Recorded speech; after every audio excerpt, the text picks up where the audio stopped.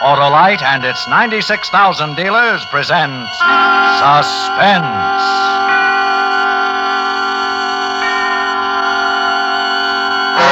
Tonight, Autolite brings you a story of murder in the roaring 20s, the Windy City Six, starring Mr. Fred McMurray and featuring Red Nichols and his 5 pennies.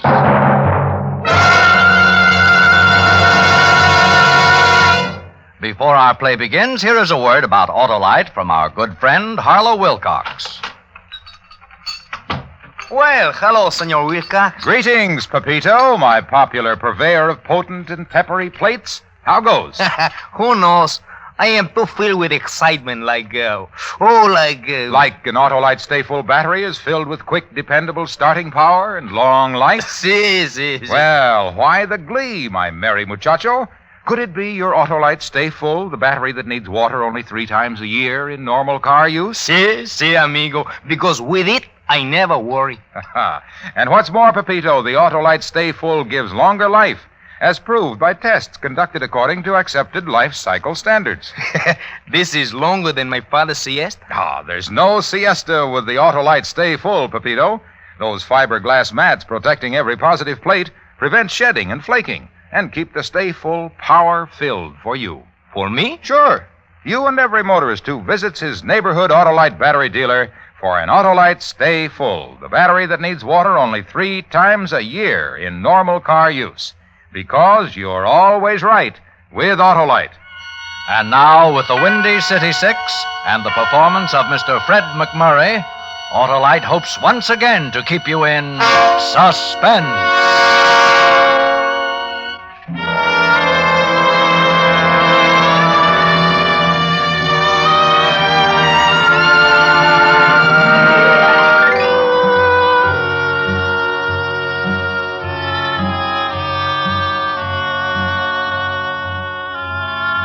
It all happened some time ago.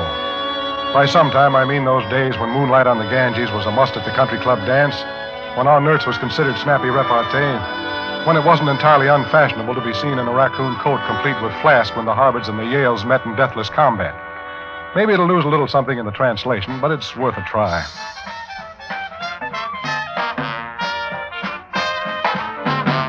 Anyway, as it happened, we were playing in a little pad on Oriole Street. Crazy Jack Fisher's high hat. It was a speak, but then what wasn't at that time?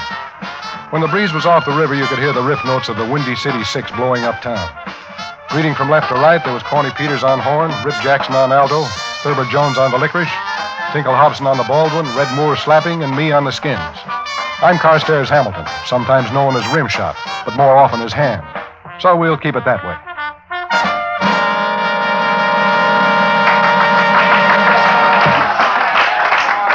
Ham? Yeah, Corny? You booted the beat 3 times in that last set. What is it? Well, every time I slide a glimmer over at that skirt of table 13, my ticker skips a beat. Maybe my sticks caught the fever. Oh. Well, those 2 playboys with her are Bull Hurley and Red Rock Sparrow.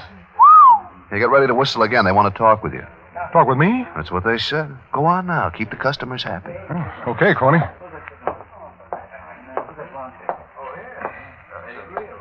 Somebody said you wanted to see me. I guess maybe it was a mistake, so I'll just... Wasn't no mistake. Sit down. Yes, sir. See this girl? Well, to tell you the truth, I don't think I ever noticed her. How do you do? Hello. You've been staring at her all night, and last night, and the night before. Oh, I might have been looking this way, but I'm nearsighted. You ought to be in George White's scandals. Now, let me give it to you straight, bad ears. We're taking care of this girl for a very particular friend. So lay off her, huh? Because if you don't, your poor old mother's going to have someplace to take flowers on Sunday afternoon. Your grave.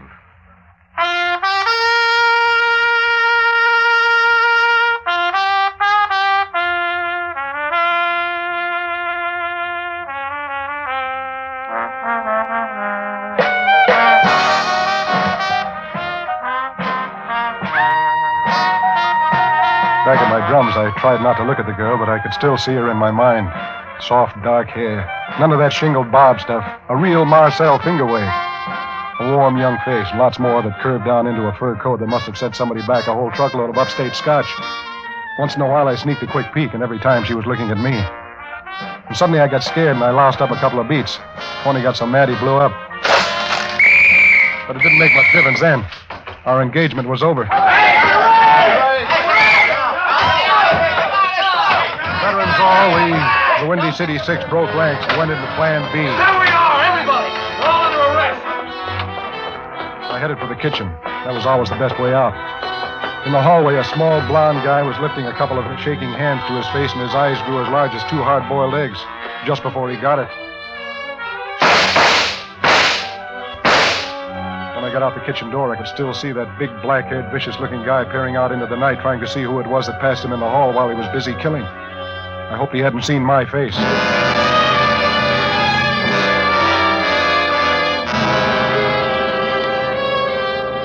I ran for a while, and then I slowed down to a walk.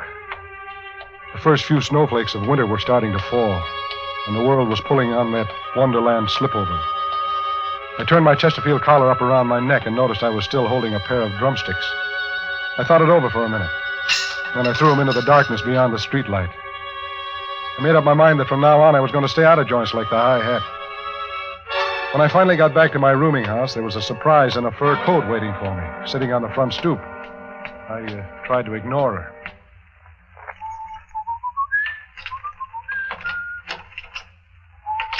You blind or something? I suppose you get dozens of girls sitting on your step and I waiting for you. Hey, Huh? Oh, were you looking for me? what do you think I've been sitting out here in the cold for? Selling subscriptions to the Police Gazette? Sit down. Won't you come inside? It's safer out here. I haven't forgotten the way you were looking at me at the High Hat. Oh. Say, tell me, how'd you get out of that raid so quick? How do you think? I was with Red Rock's Farrell. They don't touch him. Oh, yeah, of course. Mind telling me your name? Cora Lee. 2 E's. 2 E's, huh? That's pretty. Tell me, Cora, what do you want with me? How'd you find my place? Crazy Jack gave us the address. Farrell and Hurley sent me to get you. To get me? Look, I don't know anything. I didn't see anything. I told you I was nearsighted. 2040. They got a place up in the mountains. They decided to throw a holiday party. They want a band. Isham Jones was busy, so all you guys are being picked up. Huh? Oh, I lost my drums. Don't worry, they'll get drums. Let's go. Are you going with me? Somebody has to show you the road. Alone? Look, we can talk all about it on the way. And don't get any ideas, because I might send for reinforcements. And these reinforcements will make a Marine landing look like Isadore Duncan's finale. You got anything brave to say? I'll bet you I'm ready before you can count to 100. By twos.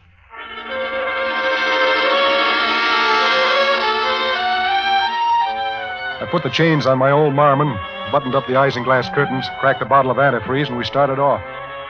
The snow was swirling down faster than ever and was better than 3 inches deep by the time we were 40 miles out of town. Cora was under a blanket, cuddled up next to me like she meant it, her head on my shoulder. But it wasn't as romantic as it sounds, because under the blanket, Cora was shaking. And it was the kind of shaking you don't get from being cold, but from being scared. I should have known then that something was terribly wrong, but I had to learn the hard way. Cora? Huh? Cora, why do you hang around with bozos like Red Rock's Farrell and Bull Hurley for? For the same reason you play in places like the High Hat. It's the best offer I got. Also the worst. Look, suppose I just kept going now. Somewhere out west, Chicago maybe. Would you go with me? They'd never let us get away with it. What do we lose trying? You don't belong with those guys. You belong where the air is clean and you only take a drink when you want and love when you... Please, don't. What's the matter? Did I say something wrong? Look, why don't you hit me on the head and throw me out and just keep going? Throw you out? Cora, I wouldn't throw you out to save my life. Oh, Ham, don't say that.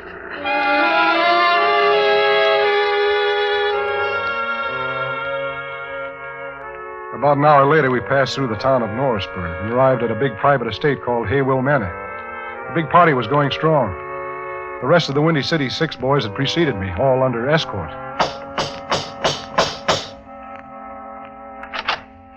The man who answered the door was the one person I never wanted to see again. When I'd seen him last, he was killing a man at the High Hat.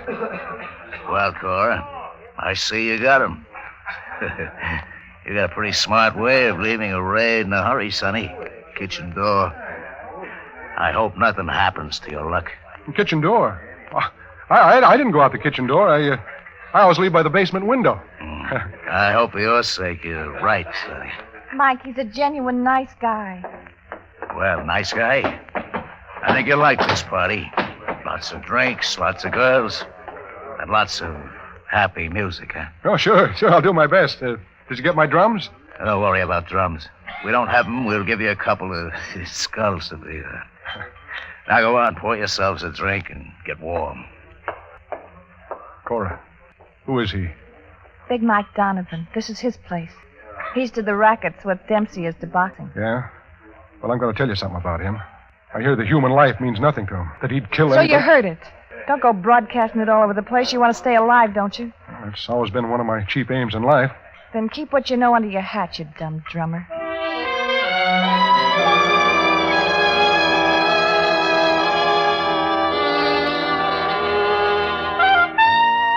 The party was big and it was bouncy. Cora was sitting in a corner looking scared.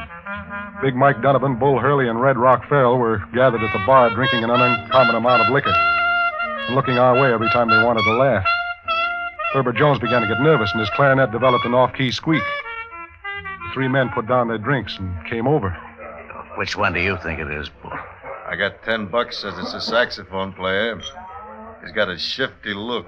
Yeah, I'll take the bet, because I don't think he's the guy. Which one would you pick out, Red Rock? Who else? The drummer. Yeah, he's afraid to look at us. I think you're wrong, too. I'm putting my money on the clarinet player. It's elementary. Every time he looks over at us, he shakes. Every time he shakes, he squeaks in the high notes. Are these the signs of a guy who don't know nothing? Maybe you're right, Mike.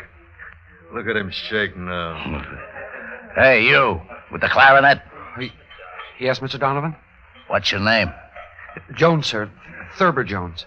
Well, Thurber Jones, me and Bull and Red Rocks think you're a lousy clarinet player. I'm doing my best, sir. We got an idea we can show you how to play it better. Come with us, huh? Well, I'll do better, sir, if you'll just... I said, come with us. Hey, wait a minute.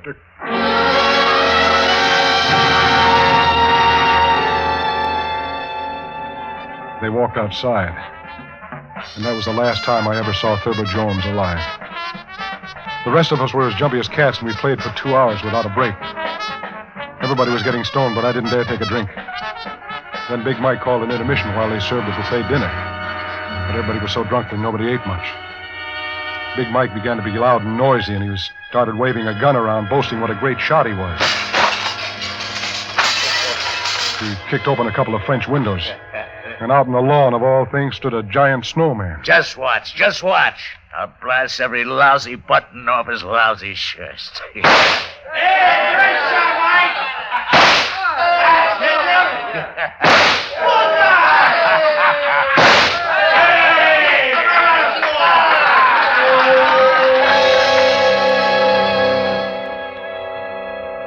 did it all right. 4 pieces of coal shattered and vanished into the snow. Everybody cheered and then turned back to the food and drinks. Everybody, that is, but me. I couldn't take my eyes off the snowman, because running down its crystal white front was red blood.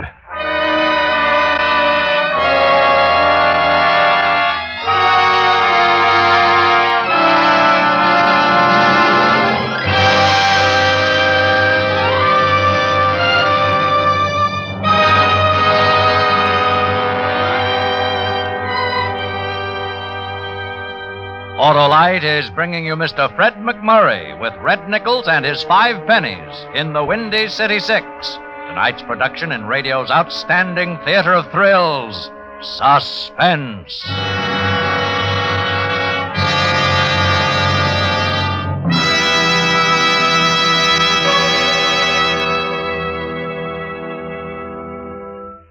Hey, Senor Wilcox, how about a tortilla? Why, sure, Pepito. I'll always talk to you about that great Autolite Stay Full battery.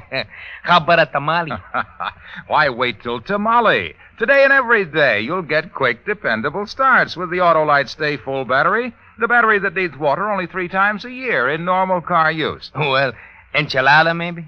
Your Aunt Chelada, your Uncle Manuel, and Grandpa, everybody loves the Autolite Stay Full. The battery that gives longer life, as proved by tests conducted according to accepted life cycle standards. Glass of tequila, senor? Fiberglass, Pepito, because fiberglass retaining mats protect every positive plate of the Autolite Stay Full battery to reduce shedding and flaking and keep the Stay Full power packed for perfect propulsions. But what is this in English? It means visit your neighborhood Autolite battery dealer for an Autolite Stay Full, the battery that needs water only 3 times a year in normal car use. And remember, you're always right with Autolite. And now, Autolite brings back to our Hollywood soundstage Mr. Fred McMurray in Elliot Lewis's production of The Windy City Six, a tale well calculated to keep you in suspense.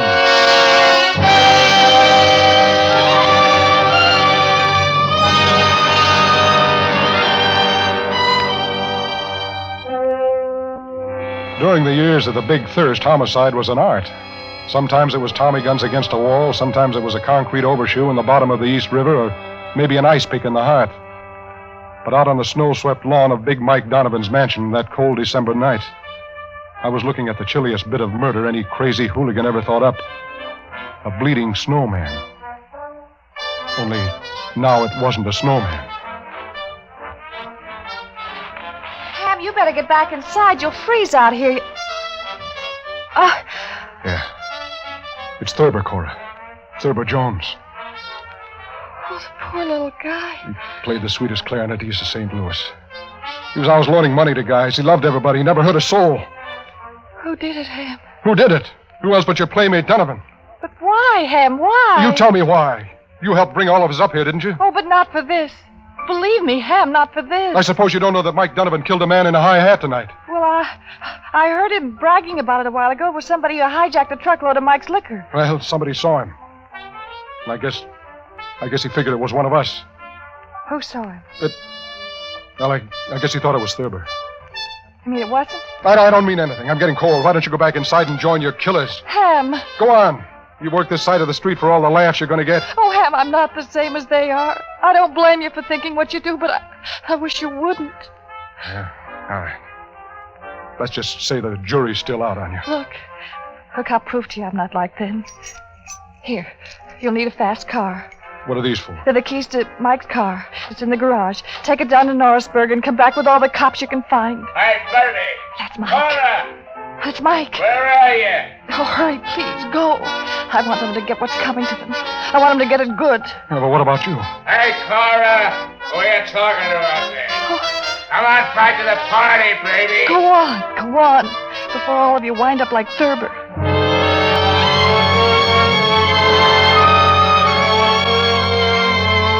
After she'd gone inside with Mike, I made a beeline for the garages and back.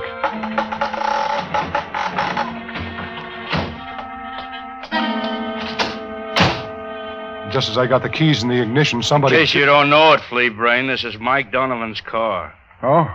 Well, I guess I must have made a mistake. Hey, take that gun off my head, will you? Mike hires me to do nothing but sit in the back seat of his car. Now I might get a raise. Yeah, well, I always like to see somebody get ahead. The gun... I might get a raise because Mike wouldn't like you to leave his party without first you telling him what a nice time you had. Oh, you got me wrong. I was going to write him a bread and butter letter first thing in the morning, honest. About the gun. Shut up before I shove it through your stinking skull. Now start walking.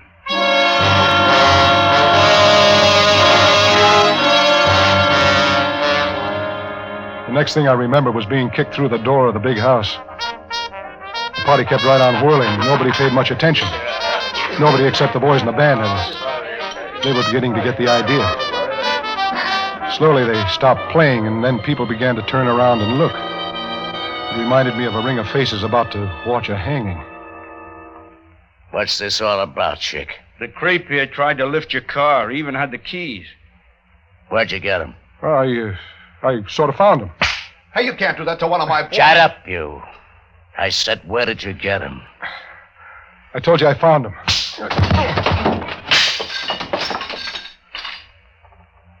Where did you get him?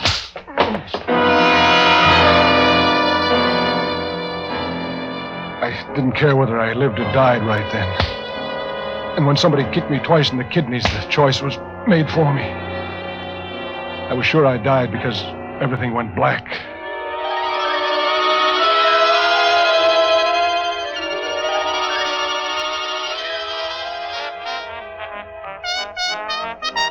Came to, I was still lying in the same place, and the party was still going on.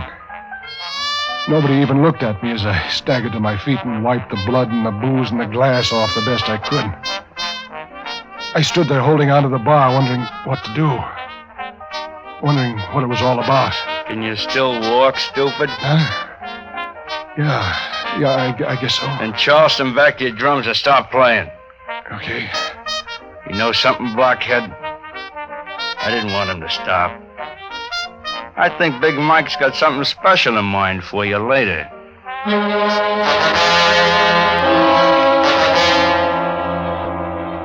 None of the boys in the band even looked at me when I got back to my drums and picked up the beat. Corny and Rip and Tinkle acted as if I were dead already. We played all through our sheets twice without a break. None of us dared stop. We knew somehow we were playing for our lives.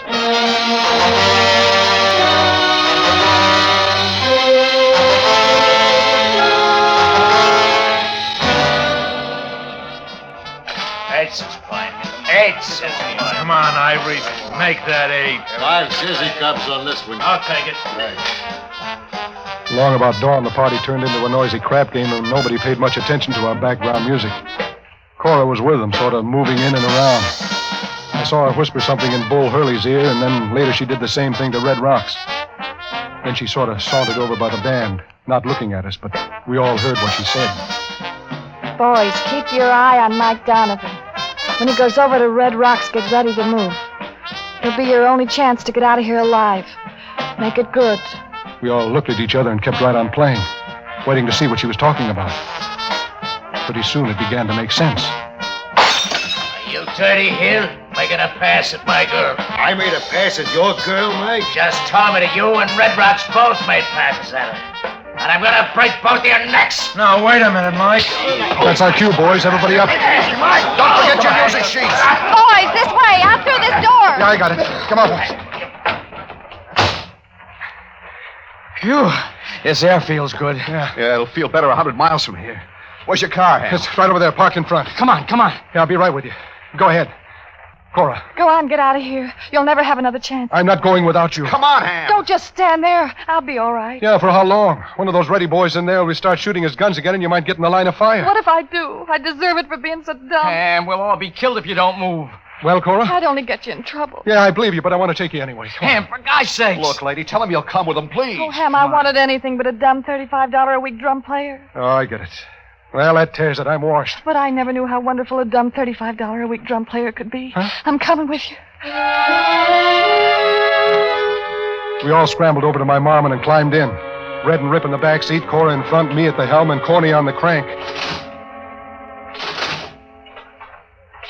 Come on, baby. What's the matter with it, Ham? Well, it's 10 below zero. Give it another whirl. For God's sakes, make it go, Ham.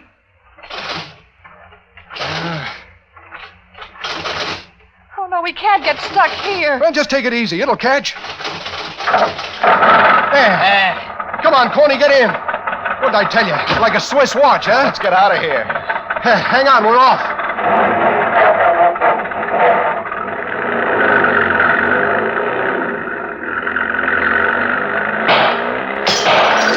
It's Mike. They're coming after us. Yeah. Anybody hit? No, but we're going to have to move faster than this. Well, don't worry. I've got her souped up to where she'll go 50. Hold on.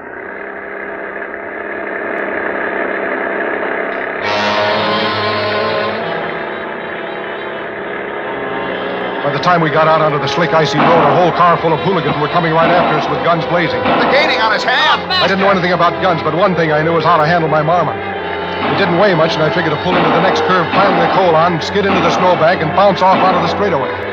If that heavy rolls tried to make it at the same speed and hit the snowbank, I was sure to go right on through. Ham, look out, the curve. Grab on, kids. This is it.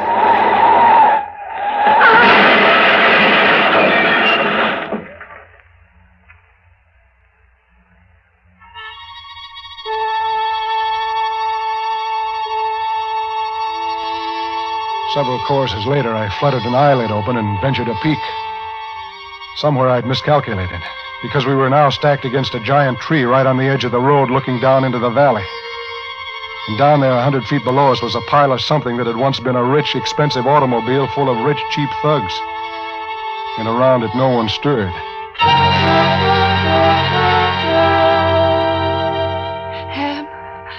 darling, are you all right? Yeah.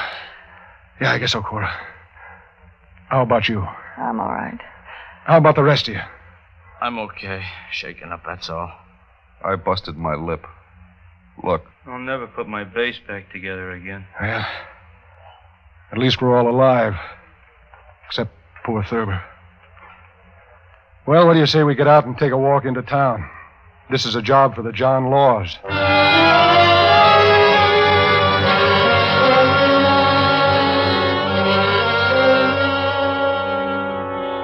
Well, that's the coda.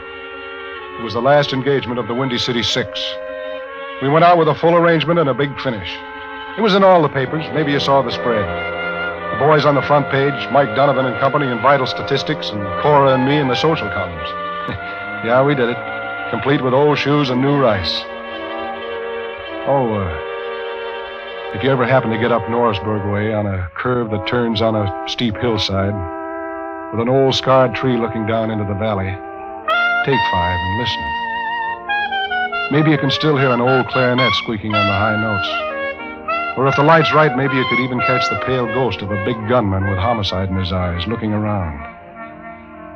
Looking around for a drummer who saw him kill.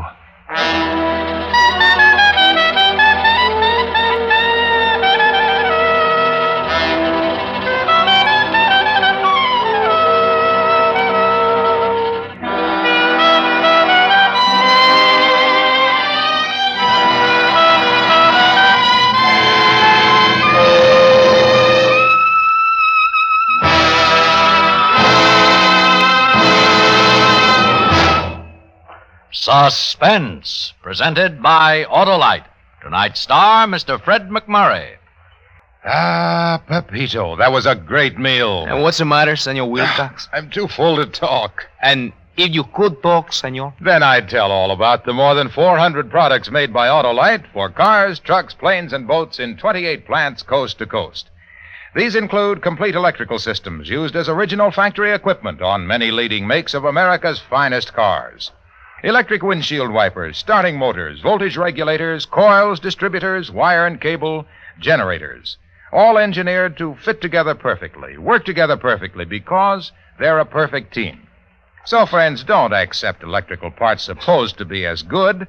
Ask for and insist on Autolite, original factory parts at your neighborhood service station, car dealer, garage, or repair shop. Remember, you're always right with Autolite.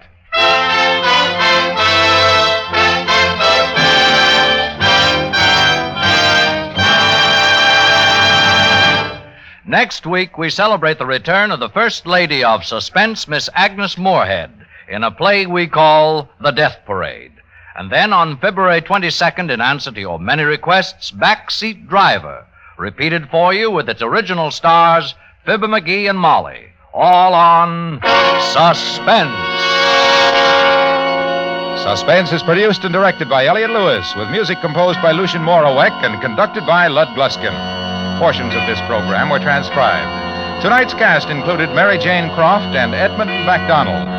The Windy City Six was written for Suspense by E. Jack Newman and John Michael Hayes. Fred McMurray may currently be seen in the RKO picture Never a Dull Moment. And remember, next week on Suspense, Miss Agnes Moorehead, as a woman who finds a letter warning of death and has only 3 hours to deliver it. A tale we call The Death Parade. You can buy Autolite Stay-Full batteries, Autolite Standard Type or Resistor Type spark plugs, Autolite electrical parts at your neighborhood Autolite dealers. Switch to Autolite. Good night. Nearly half of the people who died in America last year were victims of heart disease, our number one killer. This week, the American Heart Association appeals for your support to combat and conquer this scourge. Send your contributions to Heart, care of your local post office. This is CBS, the Columbia Broadcasting System.